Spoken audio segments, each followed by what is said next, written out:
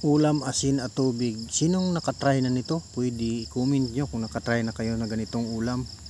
Ganito yung tirada mga idol pag walang ulam, asin at tubig lang. So ganito mga idol, hindi lahat ng nag-uulam, hindi lahat ng walang makain ay batugan. May sadyang grabe lang talaga yung pagsubok sa buhay. So ganito, kagaya ko, sa nakakapanood ng mga post ko, ay nagkasakit ako. 1 month hindi ako nakapag-duty. Kaya ulam, asin at tubig. Yung bigas, inutang pa yan dito sa aming kapitbahay. Buti nga lang pinautang kami. Kasi bumalik na ako dito sa Davao mga idol para makapagtrabaho. Kahit hindi pa ako masyadong magaling, ay kailangan ko nang magtrabaho kasi wala na talaga akong matatakbuhan o mapupuntahan. May binubuhay ako na anak. So kailangan ko pilitin yung sarili ko, yung katawan ko para lang mapakain sila. Ginagatas ko yung anak ko tapos kami kumakain din. So wala na pagpipilian. So yung katawan ko ipagtatrabaho ko na, kaya ganun. Napakahirap pero ipaglalaban ko. Ilalaban ako kahit walang kalaban. Lalaban ako para sa anak ko, para lang makakain siya. Mahirap na kapag hindi ako magtrabaho. So wala kaming makain, wala ring makain yung anak ko. Kaya kahit ganoon pa man, may sakit pa akong nararamdaman, magtatrabaho ako. Yung napakahirap nito, pa-duty ako ngayon mga idol yan. Pati baon ko walang ulam, dyan lang nilagay ko lang sa Tupperware na baonan. At yan, hinanda ko dyan. Tapos yan, yung pangatlong problema mga idol, naglalakad lang ako papunta sa trabaho.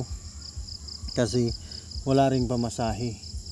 Nahirapan ako mga idol kasi wala talaga. Nakarating kami sa Davao, muntik nang ma-short yung inutang kong pera.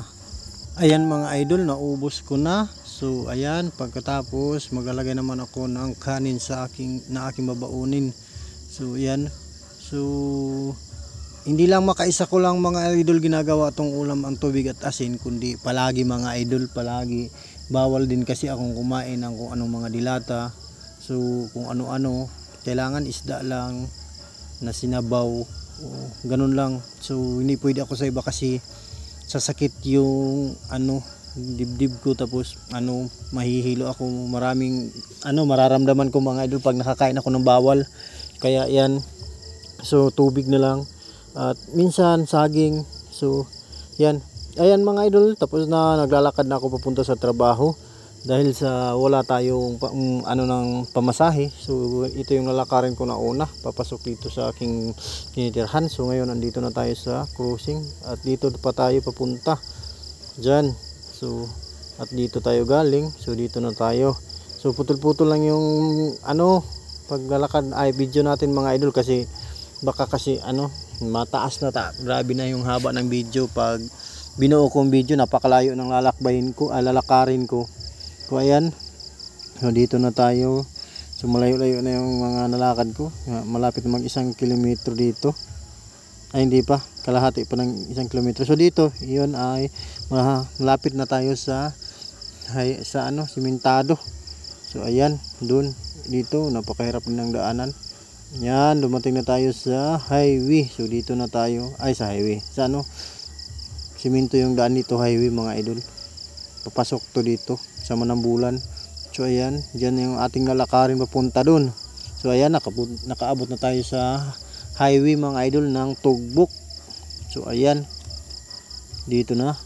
So napakalayo mga idol. So sana may bike kayo na hindi nyo na ginagamit, pwede kayong mag-comment. At pwede naman, tatanggap naman ako, pahiram nyo muna sa akin kung may bike kayo dyan mga idol, para hindi ako mahirapan paglakad. So ayan mga idol, ayun, napakalayo pa nung paliko mga idol. Tapos doon sa paliko mga idol, doon pinakita ko yung paa ko mga idol para makita nyo na naglalakad talaga. So dito na tayo sa gym mga idol ng Tugbok. So muli pa yung talakarin natin doon pa sa paliko. Pagdating doon sa paliko, mga 200 meters na lang, karating na ako sa pinagtatrabahuan ko. So ayan, si tatay din naglalakad. So napakatanda na niya. May kasama akong naglalakad. Siguro yun. Iwan ko saan si tatay papunta. So ayan, dito lang tayo sa gilid. So ayan, sa Tugbok proper na tayo. Yun. At patuloy pa rin tayong naglalakad. Ayan, may nadaanan tayong papasok dito hanggang ayan. Napakalayo pa mga idol yun, no? Layo pa nung paliko. Diyan kasi pag dumating ako dyan sa paliko, parang okay na. Malapit-lapit na.